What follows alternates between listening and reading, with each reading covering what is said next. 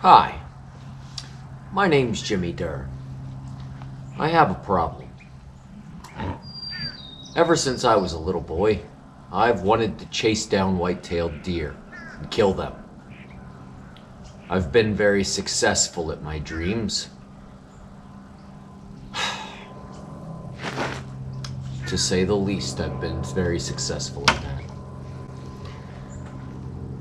This might look like a lot of dead animals, and it is. But I'm gonna eat them all, and then I'm going to be hungry, so I will be needing more. And there's nothing wrong with that, is there? Unless you want me to die, and then of course there's something wrong with that. But I need to live, and I want to be wild, and I want to run like a deer. So this is what I eat, and I really enjoy it. What a wonderful process. I chase my own food down. I catch my own food. And every time I eat my own food that I chased down and I caught. And then their wild energy passes into me. And I become more wild with every bite. And the process just continues. I chase more. This is, in my opinion, possibly the best activity in the world. The best activity for anyone. People are sad and lonely and depressed. People are addicted to phone screens and computers and gadgets. So, who's the weird one? Me or you? Because I'm addicted to running through the woods with tools made for killing, chasing down dinner, catching it, bringing it home, putting it on my plate, and providing for my family. What a great time I'm having doing it too. We all know deer are tough, but this one here is one of the tougher ones this year we found so far. She's got a broken spine that has, I think, completely healed. This deer came running out of the woods. Looks like it's got scoliosis, but definitely got hit by a Honda or a Subaru at the very least.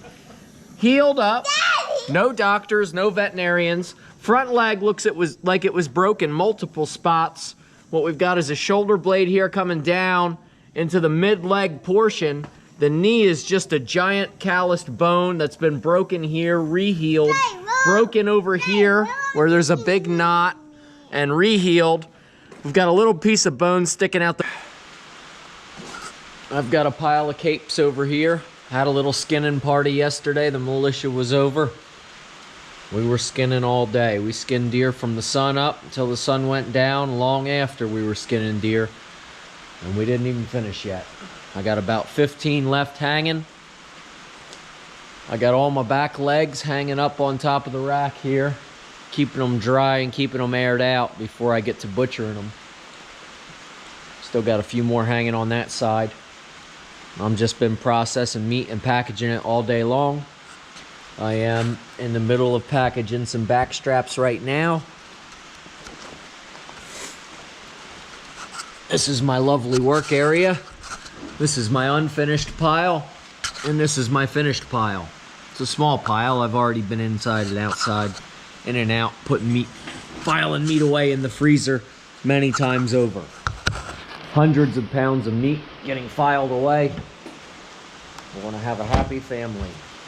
All right, so this is as my back strap comes to me after I've skinned the deer and got a nice pile of back straps going on. I just want to take it and clean off any extra fat or silver skin that came off with it. Throw that in a separate pile and give it to the dog. But if I ever get hungry enough, I may eat that too. Just want to get a nice clean cut out of this when I'm done with it. My family doesn't want some chewy silver skin in their cheesesteak, so I have to be careful and make sure I do a nice job. Otherwise, I will be making the same mistake as Walt Disney and making children not want to eat deer. Well, in fact, deer are a very good source of food. As far as I'm concerned, they're the best. So here, I run my knife down the back of the silver skin and get that out of here. We just want to get that out of there. We don't want any of that. We don't want the silver skin. So I just very carefully find the separation between the muscle and the silver skin there. I'm gonna call it silver skin. I don't know what, it's not actually skin. Oh, what is it? The silver outer layer of the muscle. The fatty thing. Not the flesh, the fat. Something like that. There, we've crossed the line. Gotta go back and do it again. Normally I'll do this with a nice big knife, but I got yelled at for stealing things from the kitchen, and I'm just using my skinning knife for this, and it'll do nicely. It's nice to have a knife. I'm not going to be picky about what kind of knife it is. So we go right down the line and separate that silver skin. There's a little meat left on there. We throw it through the grinder, and that'll come out in the ground meat. And there we go. A nice finished back strap, ready to throw in a pan, cook up. Here comes another. Can't have any stragglers. Now, as you can imagine, it's not that easy to find a woman that'll cook up deer meat every night. It's not like we're cave people. I mean, we do live in a world of ShopRite and Italian villas and whatnot. So, how do you know, it's a little bit, you have to be careful with this meat, because you don't want to turn the lady off. If I bring this back strap in the house and she chomps down on a double-aught buckshot pellet, that could potentially be the end of what I'm doing here. So you don't ever want a pellet in your meal. Okay, you might break a tooth. You know, I got some expensive teeth in my mouth. That could become an expensive and a complicated issue. So you don't ever want to have any pellets in dinner. You want to take the pellets out of dinner before you get it home. That's really an important topic.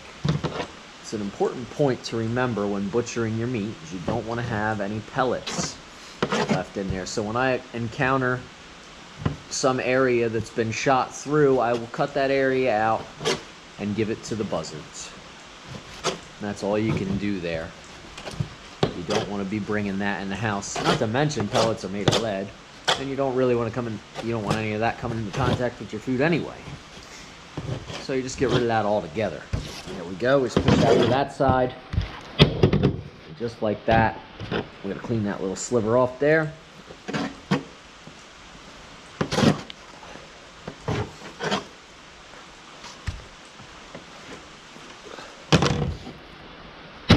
Boom. Beautiful. Very nice. One very nice, small back strap. The tasty kind. Throw them over there, and they will be ready to package up, put in my freezer, and then I've got 15 more deer to skin out. Take their back straps, take their front shoulders, take their back legs, and process all of that. I'm going to be here for a few days, but that's fine. What a fun job this is. Moving on over to the packaging department. Hi, welcome back. Now we're at my packaging department. Today I will be wrapping each back strap individually with paper and then putting it in a freezer bag and putting it in the freezer. And you can always go over these one more time and make sure they're nice and clean.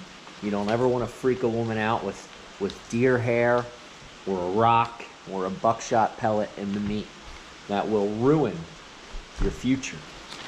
Your future health is in question when dealing with these people who feed you or help feed you or are around you. If you just want to store and eat deer meat in a household full of people who are disgusted by it, that would be difficult. That would be a difficult task. So this strange world where you're supposed to be very much above all of these aboriginal things I like to do a very nice job with my deer meat and keep it a very clean process. I don't want any. Oh, as I say that, I found a hair. I've located a hair. Just gonna remove that. We're gonna forget we ever saw it. No big deal.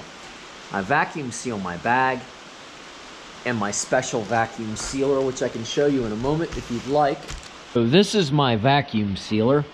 It is a bucket filled with water.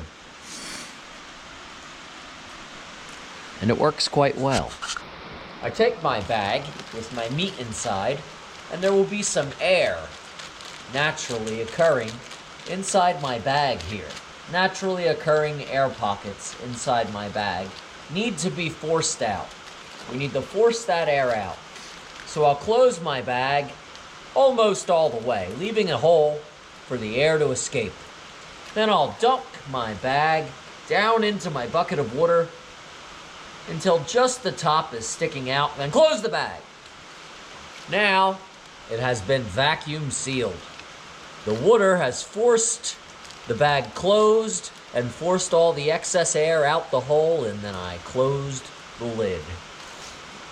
Just like that, it's ready to be frozen. What are you making, buddy? Deer leg soup. Oh yeah, deer leg soup. So that's day 2 of skinning. I'm still going. I've got the rack almost empty to this side. I got a lot more meat on the table that needs to be packaged up and trimmed. Trimmed and packaged, rather. This helps me grab the meat. Oh, good deal. He's got a robot arm to help him grab some meat. And tomorrow I've got, oh, I don't know, I think there's still 11 on that side. But we're moving right along.